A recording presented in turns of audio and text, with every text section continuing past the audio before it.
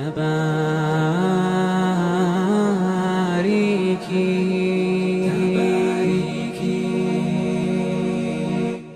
of the problems that we have today is that we're not communicating with our own selves. We are so out of touch with ourselves that we don't really even know who the person is that is within this body, this physical form that we have. And so when you don't really know who you are, what you are, what's important to you, what makes you who you are, how could you respect yourself? How could you handle yourself with care? How could you look after what's really your best interest? So we need to be in touch with ourselves, and we need to be merciful to ourselves. Let both of the men and the women look to see what is it that they're really searching for in life. What are some of the best qualities that I could say about myself? That I'm loving, that I'm compassionate, that I care for others, that I have integrity, that I have a great personality, I'm humorous, I could also be serious, that I'm disciplined. What am I looking for then? When you have an idea of who you are and what you are, then you can look at the other person and say, you know what, these are the things that are most important for me in that person, that woman, or that man. This is the person that I would want to marry. And have a list. To be able to say that, for example, I want a person who loves God. I want a person who respects themselves. I want a person who's caring, who's compassionate, a person who loves others, a person who loves to spend time with other people, someone who also takes their mind seriously. It's not just about the body. Someone who wants to have a family, who loves children, someone who enjoys the outdoors, to have these things. And so now, when that opportunity does come to meet, you have something that you're going by. That if these most major and important points that you have, if they're up in your mind, or even better that you have them in written form, that you can now look to enter into this relationship in a controlled fashion. What's happened to us in the marriage discourse is that we actually market ourselves. The boy and the girl, and even the families, they market themselves. So they turn the house into something it's not when they are coming over, when the in-laws are coming over. They turn themselves and their conversations into something that aren't genuine. That's not really a representation of who they are. How many families would come and say, we had no idea they were like this. We had no clue who we were dealing with. They were completely different people before. And this kind of scamming, which you would think would happen in the sales industry, is actually happening in the institution of marriage. And that's a crisis, as a matter of fact.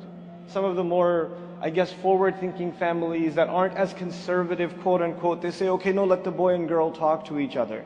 Let them email one another, let them have a few conversations.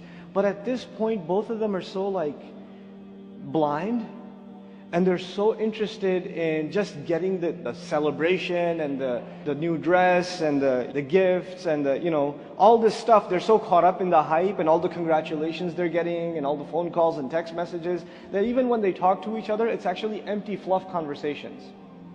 And they see what they want to see in the spouse. They're not able to have an intellectually sound conversation because, the eye of love can't see. You're already infatuated with the idea, so you have a hard time seeing any flaws.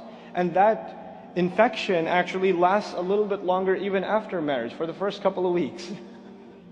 You can't see any flaw in your spouse. Even the way she sneezes you, it's amazing. SubhanAllah, Allah really made us for each other. But then it starts wearing off and reality starts setting in. How come you never told me this or that or the other?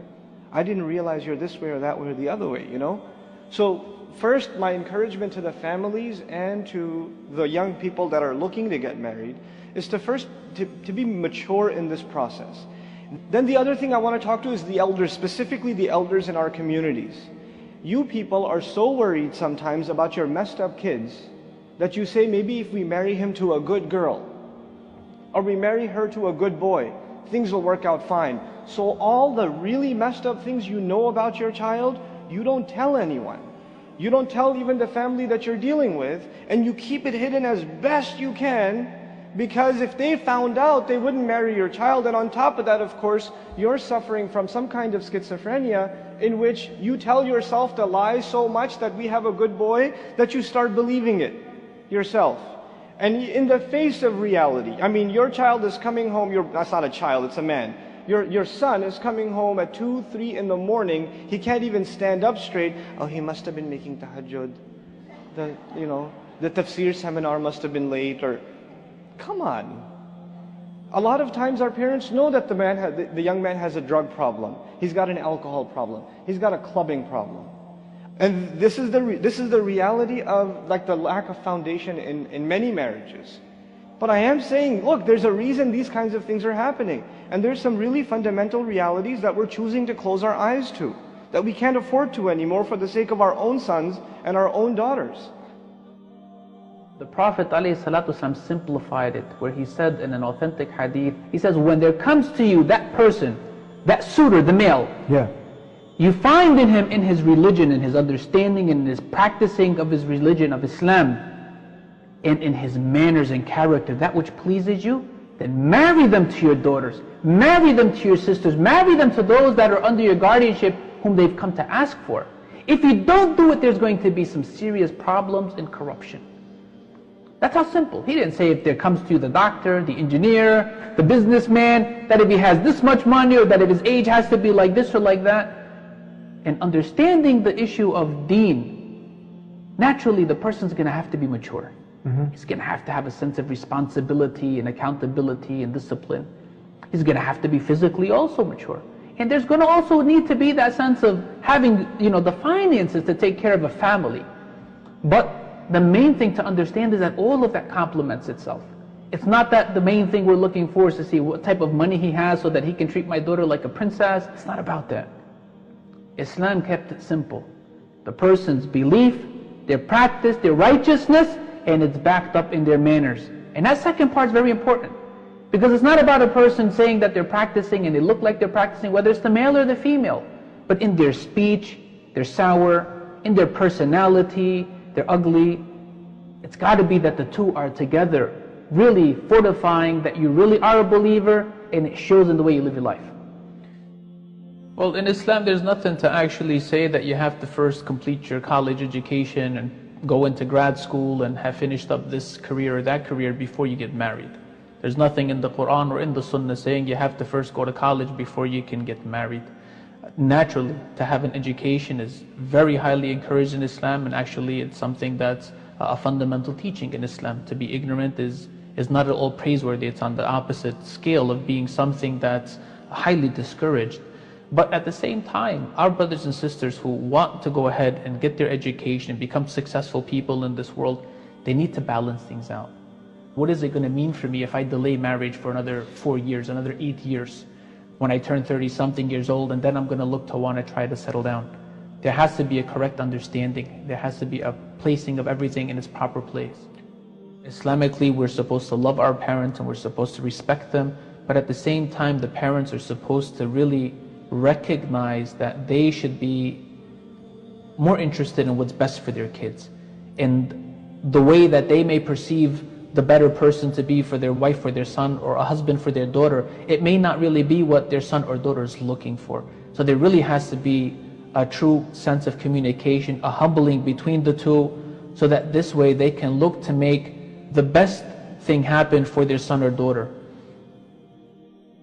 And this goes back to some of the standards that people hold in place for themselves. Where a girl, for example, who's very sensitive of her age says, I cannot marry somebody who's younger than me. And in doing so, she perhaps maybe excludes the person that would be the best husband for her. Or likewise, a husband who, the man who's looking to marry, but he doesn't want to marry somebody who's outside of his race, outside of his culture. So every time we look to limit our selection by self-imposed restrictions, whether it's age, whether it's culture and race, whether it's socioeconomic status of the person and educational level and so on and so forth, if we're not going to be looking at the core criteria and qualifications and we base it on these issues, then we're really harming ourselves and we're not in any way adding anything positive to this process of finding that right person. When somebody has in their head a fairy tale that they want to make into a reality, waiting for that knight in shining armor to come sweep her off her feet, or waiting for that Hur al-Ain to descend from heaven that's going to be your Mrs. Perfect, and so on and so forth. This is something that has actually done a lot of harm to the relationships of Muslims. When they take Hollywood and Bollywood and try to make that into everyday living, they're actually committing a great injustice against themselves. Because when it comes to the physical things, yes, there should be physical attraction. She should be, attractive to you. He should be attractive to you. But to, at the same time, look to have the best of all these different qualities in a person. So we need to really look to put things back into a proper perspective if we're going to look to try to really be true to ourselves and at the same time have a fulfilling relationship with whoever it is that this marriage is going to take place with. Love is a quality that is from Allah Azza wa Jal, as His name is Al-Wadud, the most loving, the most loved. And the Prophet Sallallahu Alaihi Wasallam, may Allah's peace and blessings be upon him, he taught us, marry the women that are both loving and that will bear many children. So to find that wife and that husband who are going to be loving and are going to have those qualities, it's from Islam. But let's understand it in the proper context. It's not that you're going to have this person just from the beginning, you're going to feel this love that's going to sweep you off your feet, and that you're going to have this romance and passion the way that, whether it's movies or romance novels, the way that they portray it.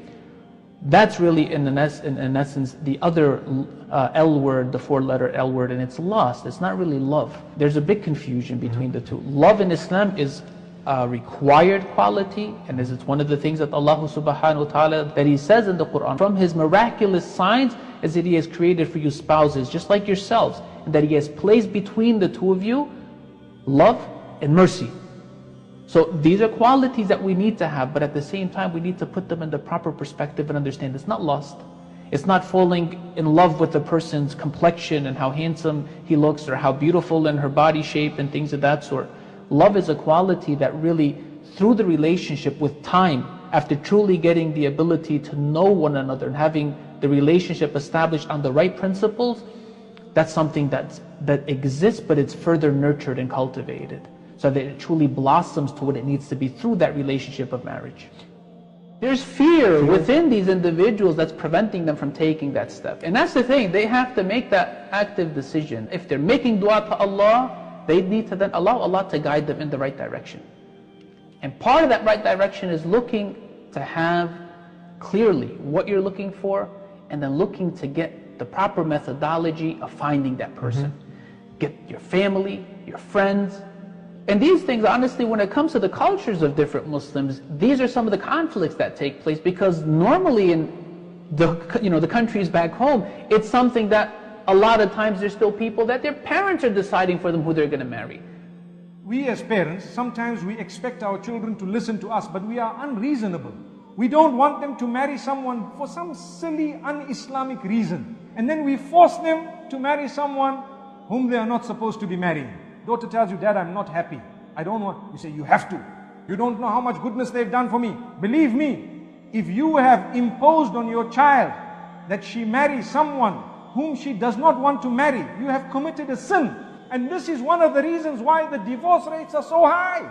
And with us, we don't like to listen to advice. When it hits us, and it hits us hard at home, we still don't like to listen to advice. When it comes back to haunt us, we say, oh no.